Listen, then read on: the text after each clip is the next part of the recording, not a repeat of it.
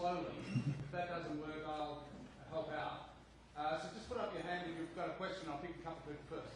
There's one up here. Got a microphone? Anyone else over here? Down the front here. Down the front. The next question. So. Hi, Noam. Thanks for your talk tonight. I'd like to ask when you, I'm up here. Yeah, I see. Okay.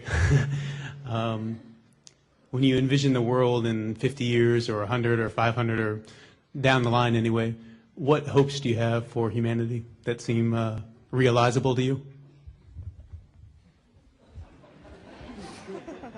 I'll give you a line from the Confucian Analects, which I just happened to mention to Ellen, so it's in my mind. My favorite line from the Analects is a definition of the exemplary person, presumably Confucius, the master himself. He's defined as the person who keeps on trying, although he knows there is no hope. I don't think it's that grim. There's some hope. But if you just look at projections, they don't look good. Projections indicate that 500 years from now, the species may be barely surviving. The two major threats to decent survival, and they're both getting worse. One of them is nuclear war, which is getting worse, threats getting worse for the kind of reasons I mentioned. And that's essentially terminal, no way out after that. The other is the environmental threat, which is huge. Nobody knows exactly the details, but there isn't much question that it's quite severe and that the longer we wait, the worse it's going to get, and nothing is being done about it. And that's primarily true in the United States, where not only is nothing being done, but there's no plan to do anything. I happened to mention this afternoon at a talk on the environment that I'd just seen a study of the Republican senatorial candidates. There are, I think, 48 of them, and there was one in the group who thought that we should take anthropogenic global warming seriously. That is the idea that humans contribute to global warming. That was Mike Castle, who lost in the primaries to Catherine O'Donnell. So now it's 0. So out of 48 Republican candidates, none of them think that science even exists. We should do what we like because Rush Limbaugh tells us it's fine, and Sarah Palin says it's great. And unfortunately, a substantial part of the population agrees with them.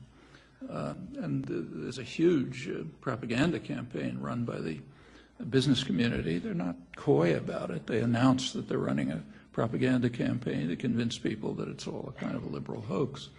And these are serious institutional problems. We're right at the center of it. If we don't do anything about it, nobody else is going to do very much. And so there's two major reasons for thinking that the chances of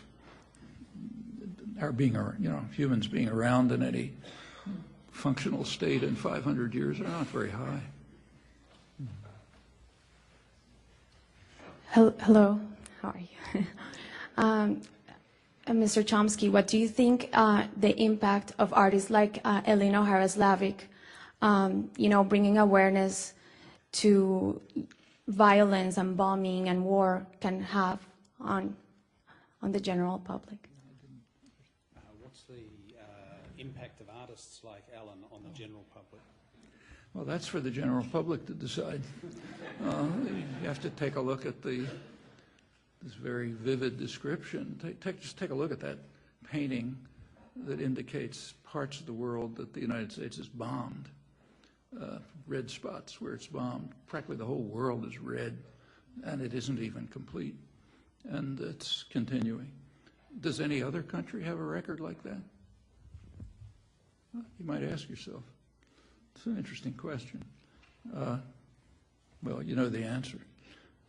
That's what it means to say we say go, what we say goes, and we have the force to prove it. The United States may be, maybe it doesn't, maybe the industrial production has shifted abroad. Maybe we look like a third world society in terms of infrastructure, trains, medical conditions, and so on. But there's one dimension in which the U.S. is supreme, namely the capacity to destroy. The U.S. Spends about as much on destruction as the rest of the world combined. It's much more advanced, technologically more advanced, new fantastic means of destruction being developed constantly. That's what your tax dollars are going for. And these are not theoretical systems. They're used all over the world. That's what those red spots are. And as you can look around the world right now, and they're being used, and new ones are being threatened, like Iran, to deal with this terrible threat of Iran. Incidentally, it's not that Iran is a nice place. The Iranian government is a threat to its own population, but that's not the reason why the U.S. is concerned with it. The U.S. allies are an even greater threat to their own population, so that's not the reason. But if exhibitions like this are effective, or Goya's famous wartime paintings and others, well, Guernica, Picasso's Guernica, books, Johnny Got His Gun, the whole pile of war literature. If that's effective, maybe people will do something. One down here.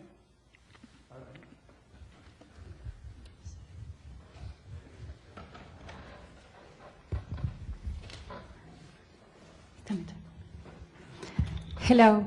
I wonder what is your opinion about the role of the International Court of Justice to bring less double standards in this world.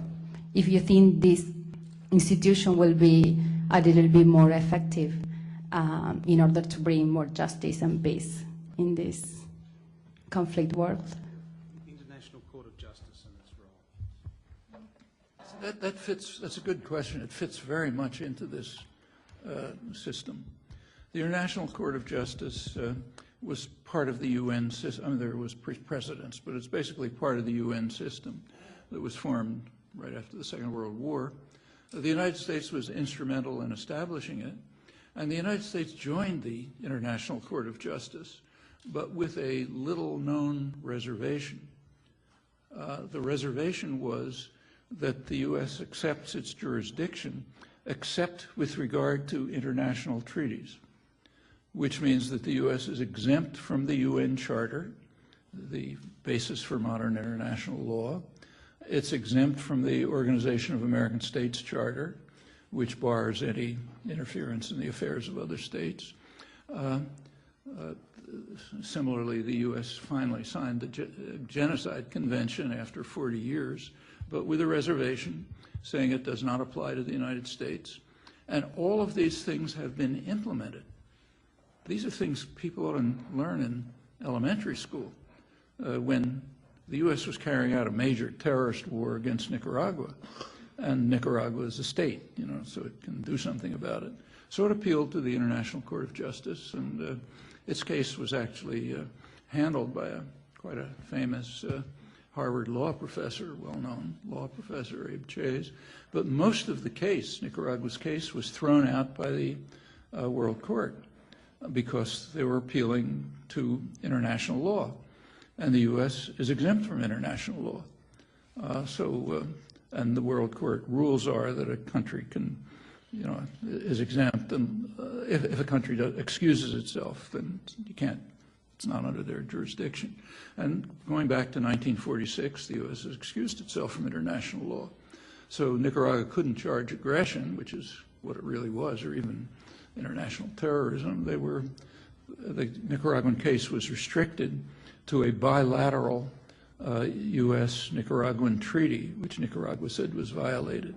Well, the World Court ruled in favor of Nicaragua, even on those narrow grounds, accused the United States of what it called unlawful use of force, which is legalese for international terrorism. It ordered the United States to pay, I think it was $17 billion or something, in huge reparations. Congress responded, this is a Democrat-controlled Congress, by increasing the aid to the Contras, the terrorist force attacking Nicaragua. The New York Times responded by dismissing the World Court as a hostile forum, so therefore insignificant. You can tell that it's hostile because it ruled against the United States. The Nicaragua brought a resolution to the Security Council. Twice, in fact, twice the Security Council passed resolutions calling, didn't mention the United States, endorsing the World Court decision and calling on all states to observe international law. The United States vetoed them both times. Europe, our vassal, helped by abstaining, so they couldn't vote against it, but they abstained. It made about maybe 2 lines in the press, and it's forgotten. How many people even know about it? Okay, that's the World Court.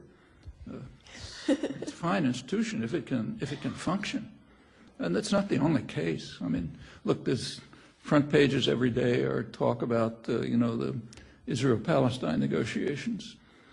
I mean, it's ludicrous. If there were serious negotiations, there would be some neutral element conducting them, and on one side would be Israel and the United States, and on the other side would be the entire world. Because there is a dispute, and it's been going on for 35 years, since the U.S.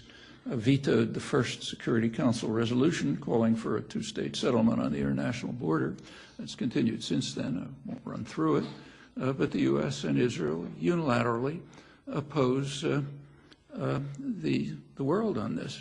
And furthermore, they both agree that talk about settlement expansion is like a joke. That's a minor footnote. The question is the settlements, not settlement expansion. They're all illegal. It's perfectly obvious. In fact, the World Court ruled on this. A couple of years ago, the World Court ruled on the settlements and said there was a unanimous decision, including the U.S. Justice in a separate declaration, saying that the settlements are in violation of the Geneva Conventions, the core of international law. In fact, Israel itself agreed to this back in 1967. The U.S., when it was still part of the world, also agreed that they were illegal. That disappeared under Reagan. Well, that's what would happen if there were negotiations. Now there's some farcical proceedings in which we're not supposed to notice that the United States is not a neutral arbiter. It's a participant against the rest of the world. That's the World Court on that case. And it's the same elsewhere. The world is not ruled by law. You may teach that in courses on political science or something, but the world is ruled by force. It's just a fact. We may not like it, but it's a fact. And since we have most of the force, Bush can say things like what we say goes, even though it doesn't quite work. This is Bush 1, incidentally, the good Bush. Hi. You talked a lot about U.S. policies and things that you don't appreciate. Are there any actions that we've taken that you do like? Anything the U.S. has done that you do like? You could ask that about any state. Why pick the U.S.? States are not moral agents. They're systems of power. And they typically work in support of their constituency, which is domestic concentrations of power. This radical idea, incidentally, goes back to Adam Smith. We're supposed to revere Adam Smith, but it's very important not to read him.